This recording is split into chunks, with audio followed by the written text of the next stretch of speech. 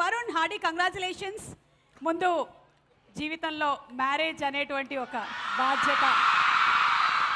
Congratulations. Thank you అండి. Thank you. కానీ మనకి మ్యారేజే, మన ప్రొఫెషన్ లైఫ్ గోస్ ఆన్ అంతే కదా. పెద్ద ఏమైనా మార్పు జరిగిందా?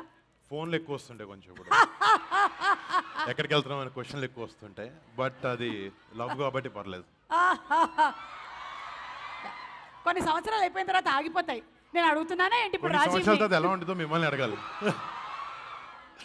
కొన్ని సంవత్సరాలు అయిన తర్వాత అటు నుంచి ఫోన్లు వస్తాయి, ఏంటి ఫోన్లు చేయట్లేదు ఈ మధ్య అని.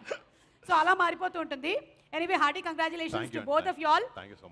అండ్ అలాగే ఇప్పుడు ఆపరేషన్ వ్యాలంటైన్ అని ఫస్ట్ చూడగానే before seeing the teaser and all అందరూ ఇదేమైనా మళ్ళీ ఒక రొమాంటిక్ లవ్ స్టోరీ అనుకున్నాము. కానీ of course it has romance in it, it has entertainment in it, but equal amount of patriotism, దేశం మీద ఉండేటువంటి ప్రేమ. అంటే ముందుగా అంటే యాక్టర్ అయిన తర్వాత ఆబ్వియస్లీ చాలా కమర్షియల్ సినిమాలు, లవ్ స్టోరీస్, లేకపోతే కామెడీస్ ఇలాంటివన్నీ ఉంటాయి. బట్ టైం టు టైం మన దేశాన్ని కాపాడే మన సోల్జర్స్ కానీ, మన ఆర్మ్డ్ ఫోర్సెస్ మీద కానీ, మన పక్కన జరిగే, మన దేశంలో జరిగే నిజమైన కథలు, ఇన్సిడెంట్స్ని బేస్ చేసుకుని, లేకపోతే జనాలకి నిజంగా అక్కడ ఏమవుతుంది అనేది మనం కన్వే చేయగలిగే అవకాశం చాలా అరుదుగా కొన్ని సినిమాలను వస్తుంది.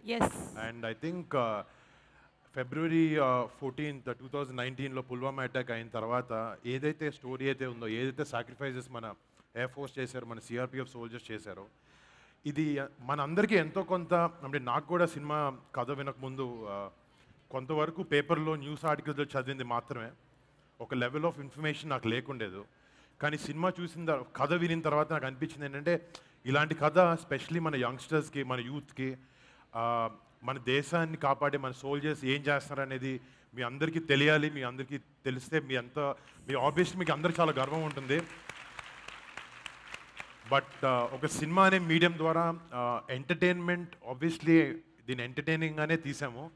బట్ మీకు ఇలాంటి స్టోరీలు కూడా నిజంగా మీ దగ్గరికి తీసుకురాగలే అదృష్టం ఉండడం నిజంగా అదృష్టంగా ఫీల్ అవుతున్నాను. అది డెఫినెట్లీ వరుణ్. అండ్ మీలాంటి యంగ్స్టర్స్ ఇలాంటి స్టోరీస్ని తీసుకొని వస్తున్నారు అంటే అది నిజంగా చాలా గొప్ప విషయం. బికాజ్ అంతకుముందు మనం ఉరి సర్జికల్ అటాక్ కానీ, లేకపోతే మేజర్ లాంటి ఫిల్మ్స్ కానీ చూసాము. And both wear engaging. At the same time మాకు అందరికీ కూడా అంత స్టోరీ ఇన్ డీటెయిల్ తెలియదు అసలు ఏం జరిగింది అనేది. ఇప్పుడు మీ ఈ సినిమా ద్వారా మేము తెలుసుకోబోతున్నాం. అంటే మెజారిటీ వరకు మేము ఆబ్వియస్లీ నేషనల్ సెక్యూరిటీ వల్ల కొంత ఇన్ఫర్మేషన్ వరకు, రియల్ ఎపిసోడ్స్ వరకు, రియల్ ఈవెంట్స్ వరకు మేము తీసుకున్నాం. ఆబ్వియస్లీ కొంచెం ఫిక్షనలైజ్ చేసాము దాని చుట్టూ ఏం జరుగుతుంది అనేది.